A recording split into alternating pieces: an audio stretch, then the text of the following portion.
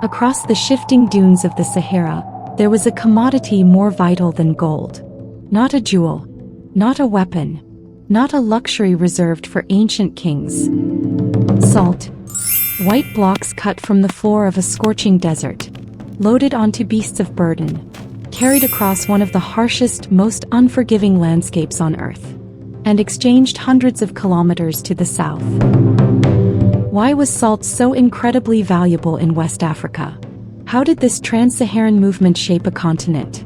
And perhaps the most profound question of all, how did this movement actually lead to the birth of West African cities? For generations, the historical narrative seemed settled. The camel caravans marched south. Gold traveled north. Salt traveled south. Trade transformed into massive wealth. Wealth transformed into legendary kingdoms. And those rulers ordered cities to be built. But deep beneath the floodplain of the Niger River, the earth revealed a shattered assumption. Archaeology uncovered a secret that disrupted everything. A city called Jenné-jeno. Its people were forging iron and thriving here for centuries before the great medieval caravan routes ever existed. By roughly 750 to 1100 AD, its main settlement exploded past 33 hectares, and radiating outward stretched a dense, interconnected constellation of communities, bound together by farming, fishing, metallurgy, and river transport. The caravans had not marched into an empty, waiting world. They had arrived at a landscape that was already highly connected, a world already mastering urban life, a world that had spent centuries mapping out how to move food, metal, people, knowledge, and salt. So perhaps salt did not magically construct the first cities of West Africa. Perhaps a deeper, hidden truth was at work. Perhaps scarcity created networks. Networks forged absolute dependence. And that dependence gave rise to the city. Imagine standing at the very southern edge of the Sahara. Behind you lie endless grasslands, flowing seasonal rivers, rich cultivated fields, thriving fishing settlements. But ahead of you, a towering wall of desert. For thousands of kilometers, the Sahara appears as an insurmountable barrier. But geographical barriers transform into highways when the reward is valuable enough. And salt was that ultimate reward. The inland Niger Delta could generate immense harvests of grain and fish, but it was starved of several critical resources. It lacked reliable sources of stone. It lacked iron ore. And it completely lacked mineral salt. This meant the communities flourishing inside this fertile floodplain could never exist in total isolation. They had to exchange the abundant bounty of their environment, trading it for the heavy materials that came from distant horizons. Salt was the supreme currency of survival. Human bodies demand it. Animals require it to live. And in blistering environments where sweat drains minerals from the blood, salt is never just a matter of taste. It is a biological necessity. Salt was heavily utilized in food preservation, animal husbandry, and regional commerce. This imbalance resulted in a fascinating geographical equation. Some of the richest agricultural zones of West Africa were separated from vast desert salt mines by hundreds of miles. That immense distance forged incredible value. And that value forced human movement. Eventually, legendary Saharan mines like Tagaza would fuel massive medieval trading systems, sending enormous slabs of rock salt south toward the Sahel, while gold and other precious goods flowed in the opposite direction. Decades of historical and archaeological scholarship have identified salt as a primary northbound to southbound commodity. But there is a trap in this history. When we look back from the perspective of the great empires, Ghana, Mali, and Songhai, the massive medieval caravan system appears so overwhelming that it seems to explain everything. A line of camels enters the frame, then a market magically appears, then a city is born. But modern archaeology has completely broken that sequence.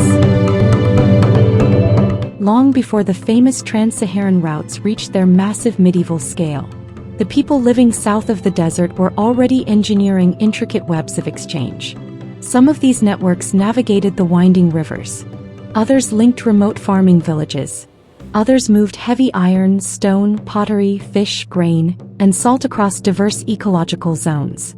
Instead of one massive trade route spawning civilization, imagine thousands of microscopic connections slowly knitting a landscape together. A fisherman harvests more than his family can eat. A farmer cultivates surplus rice. Another distant community controls access to raw iron. A master craftsman hammers out tools. A settlement positioned near a mineral source extracts what its neighbors desperately need. None of these isolated communities possesses everything. And that is exactly why the network thrives. Scarcity forces the exchange. The exchange rewards strategic locations. Specific locations evolve into vital meeting points. And those meeting points begin pulling in thousands of people. This is the architecture of urbanism long before the skyscraper, before the royal palace, before the imperial capital. It is not a city drafted on parchment by an absolute ruler. It is a city organically assembled through human relationships. Recent archaeological studies now describe ancient West Africa in a radical new light. Not as isolated pockets of survival, but as a deeply interconnected landscape where forest, savanna, Sahel, and river systems were communicating for centuries.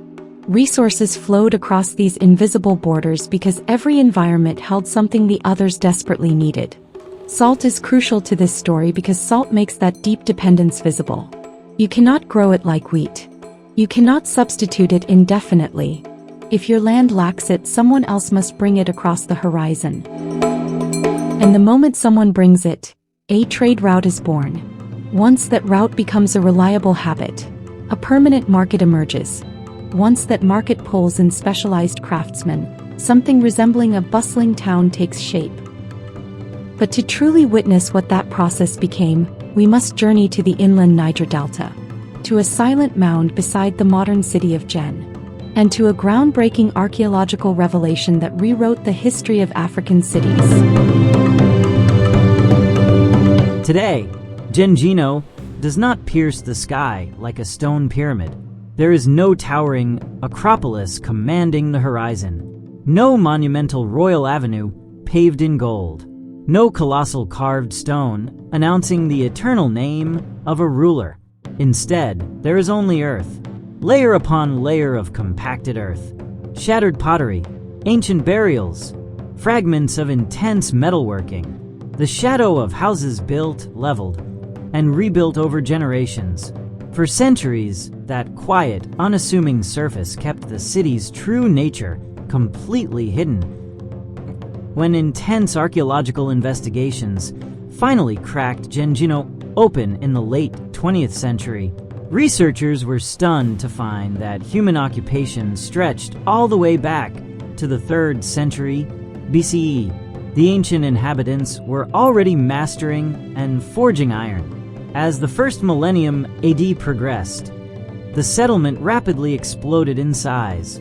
Between roughly 750 and 1100 AD, the central mound ballooned past 33 hectares. That is over 82 acres of densely packed urban life.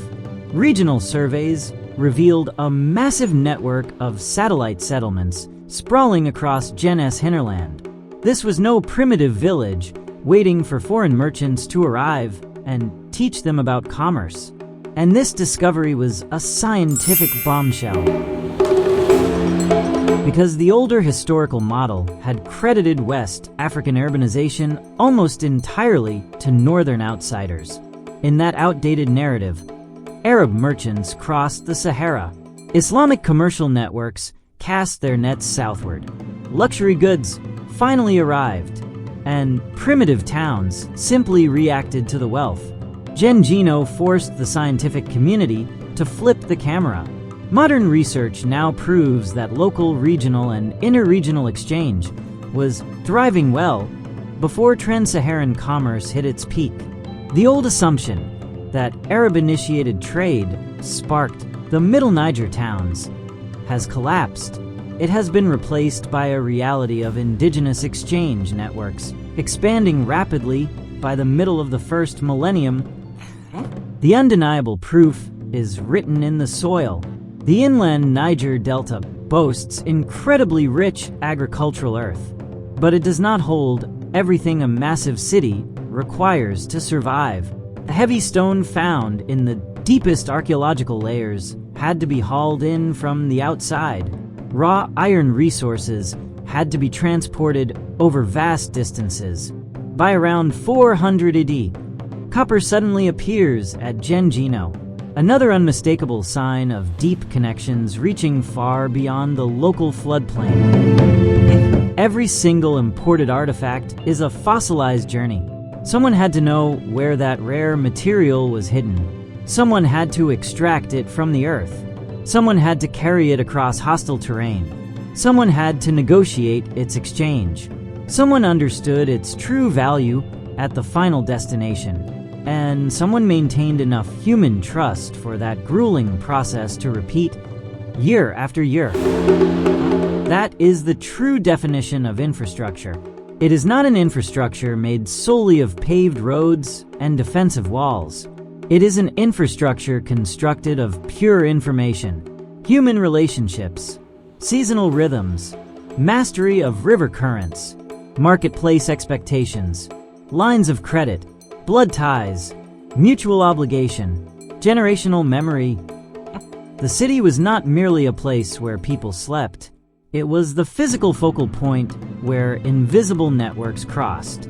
By the year 900 AD, the estimated population of Jenné-jeno and its immediate 1-kilometer radius ranged from 6,000 to 13,000 inhabitants. During this vibrant era, the settlement cluster expanded dramatically, commerce exploded outward, and metallurgical production evolved into a highly organized industry.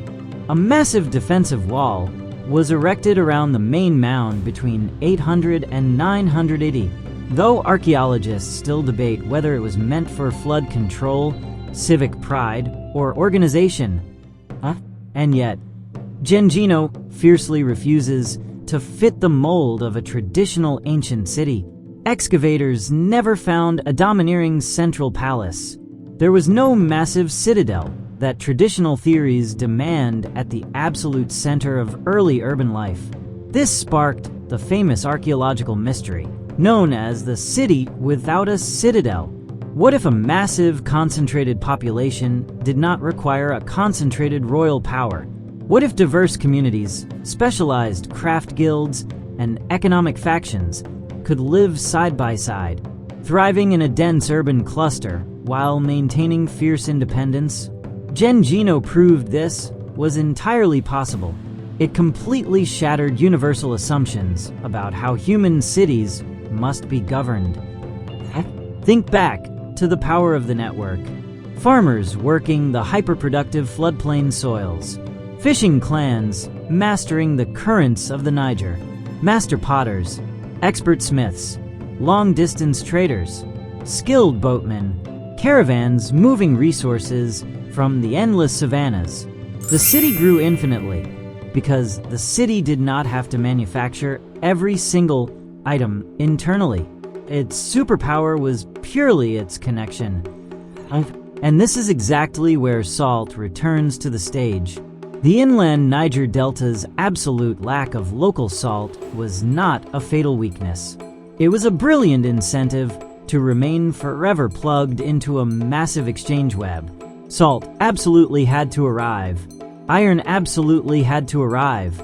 Stone absolutely had to arrive, while local surplus was shipped outward in a continuous pulse.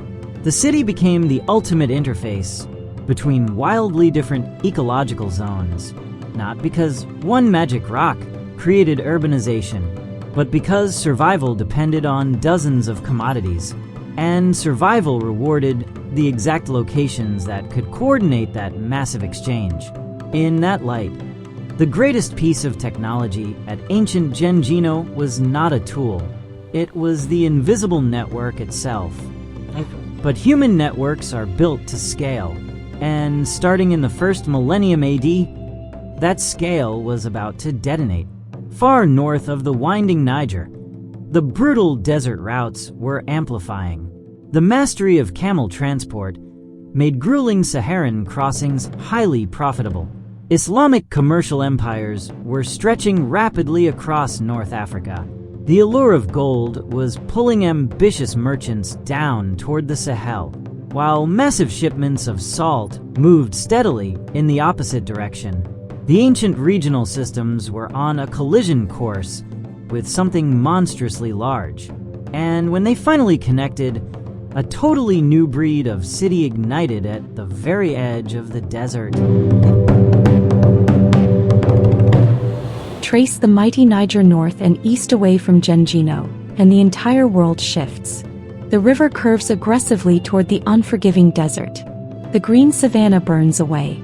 The immense Sahara dominates the horizon. Here, vital strongholds like Gao occupied incredibly strategic ground.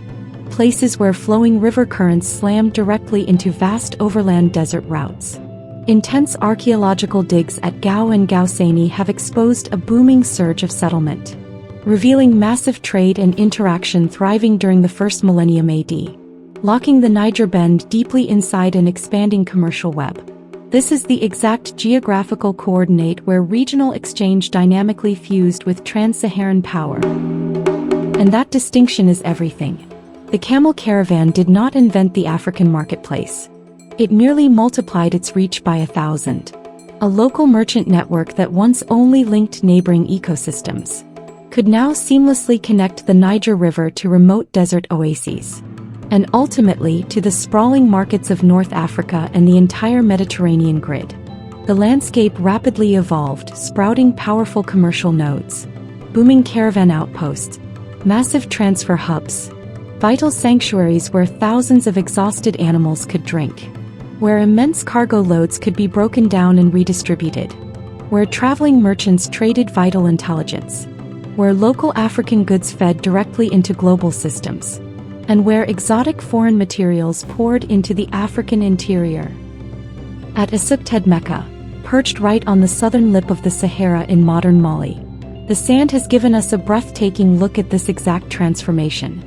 Excavators pulled up specialized ceramic molds dating to the 9th and 10th centuries AD. Advanced chemical and technological analysis cracked their secret. They were specifically used for melting raw gold into perfectly standardized blank forms. Scientists confirmed this as the absolute first concrete evidence of coin production in pre-colonial West Africa. Think about the immense power of a mold. Gold is no longer just being scraped from the earth. It is being systematically processed for high-level exchange, meticulously measured, strictly standardized, prepared for global movement. This is commerce elevating into high technology. The harsh desert route was no longer just a dusty trail in the sand. It had become a heavily optimized economic machine. And a machine of that size requires highly specialized nodes. One specific node controls the salt. Another dominates the gold flow. Another mass-produces grain. Another rules the river traffic. Another monopolizes ironworking.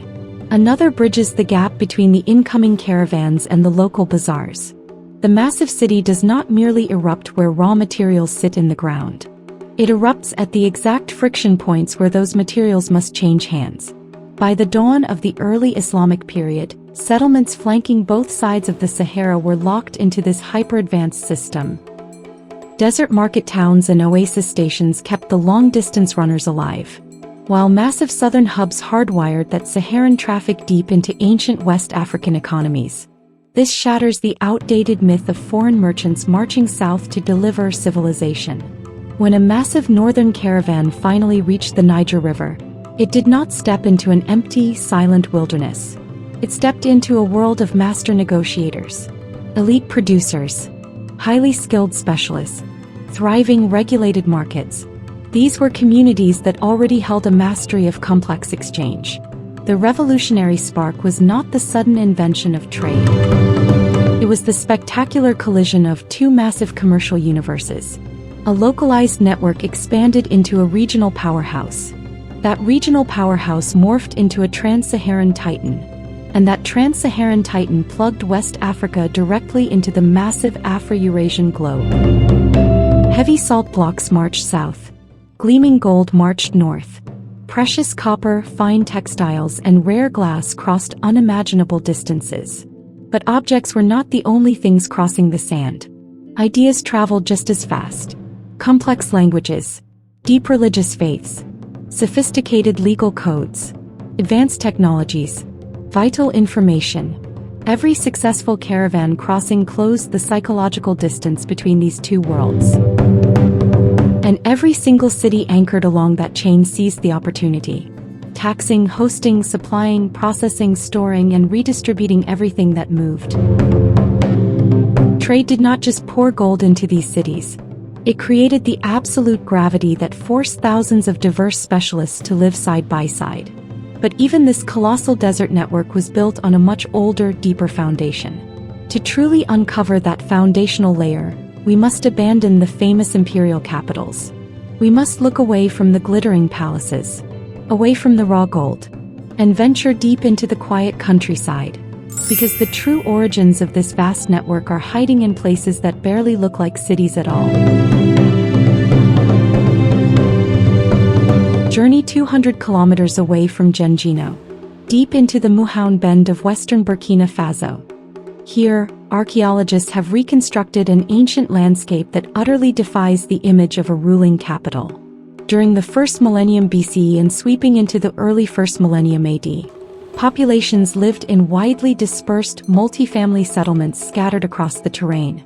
These independent communities farmed the earth, bred resilient livestock, forged raw materials, maintained complex spiritual rituals, mass-produced crucial foods like smoked fish and rich shea butter, and remained fiercely connected to much larger exchange zones.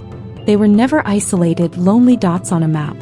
They functioned as a living, breathing system. Deep archaeological links in their pottery, their architecture, and their cultural footprints all point toward massive, long-running highways of connection linking the inland delta all the way to Jenné-jeno. This changes everything about how we search for the true origins of the city. Perhaps true urbanism did not trigger when a ruler forced 10,000 people behind a stone wall.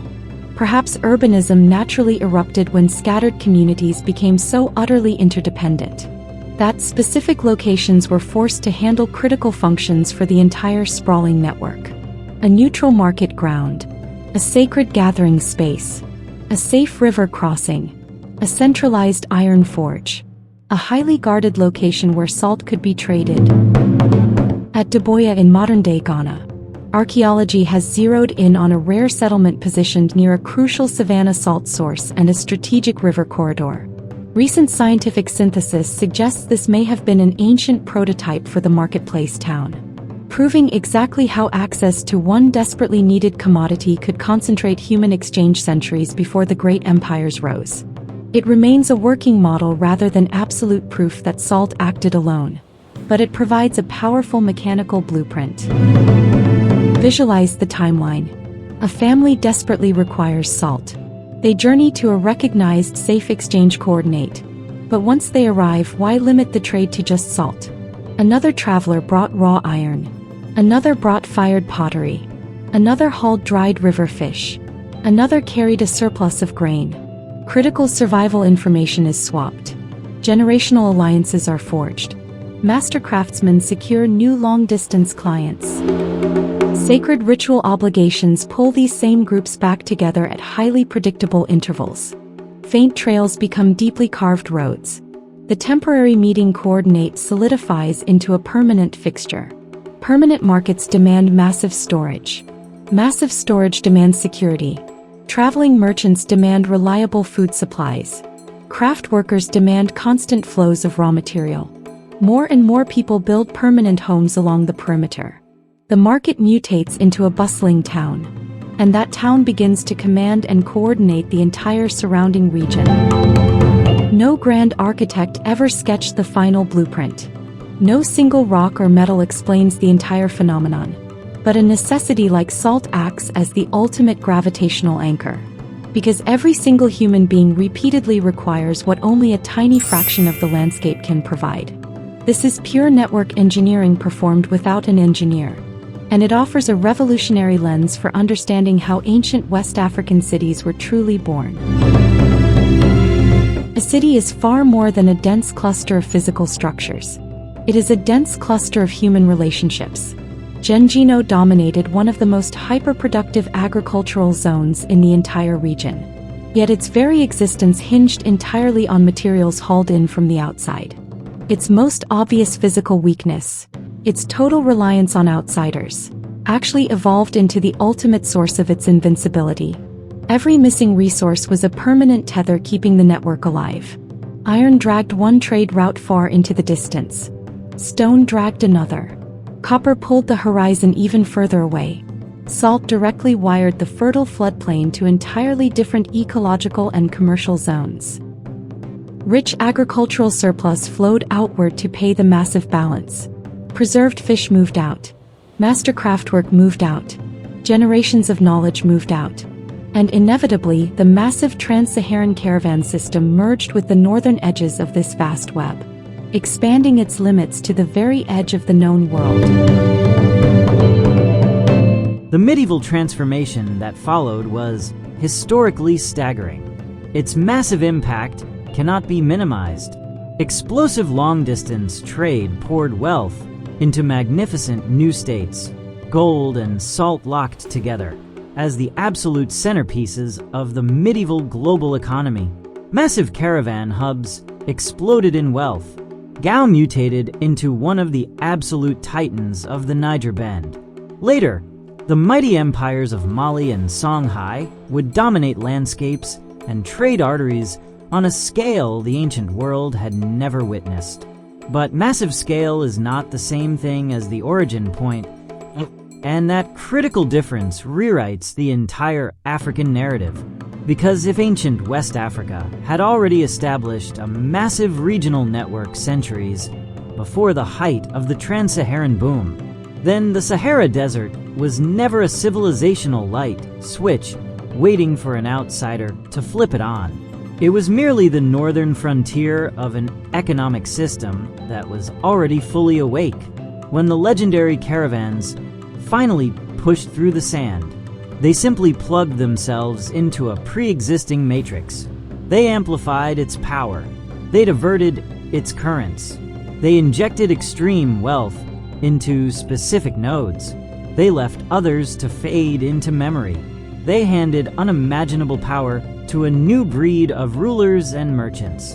And they pushed commodities across distances that ancient minds could never have comprehended. But buried deep beneath those glorious medieval empires, an older, quieter logic continued to run the machine. Distinct environments yielded distinct survival materials. Human beings utterly depended on one another to survive. From that raw necessity, complex exchange was born. From that exchange, permanent highways were carved.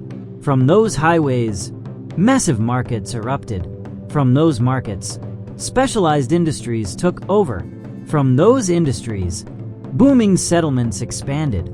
And from the convergence of those settlements, a uniquely African blueprint for urbanism was written. A blueprint that modern archaeologists are still striving to fully map. More than 40 years after the first massive wave of archaeological data changed how we view Jenné-jeno, cutting-edge science continues to sharpen our picture of the inland Niger Delta.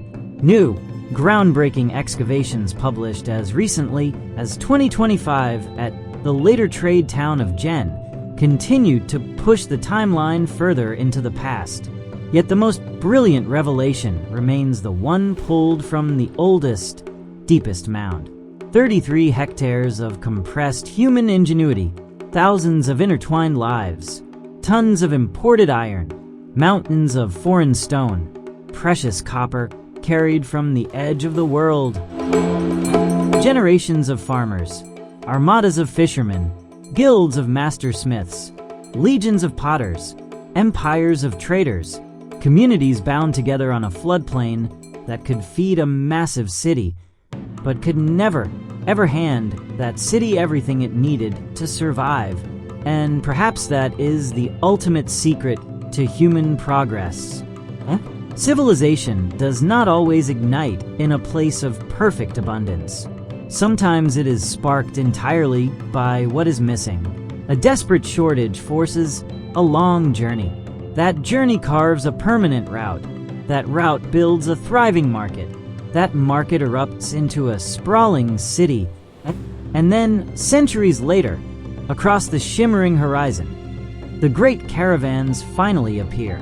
Thousands of camels pushing through the blistering heat. Pounds of raw gold heading north. Massive slabs of salt heading south.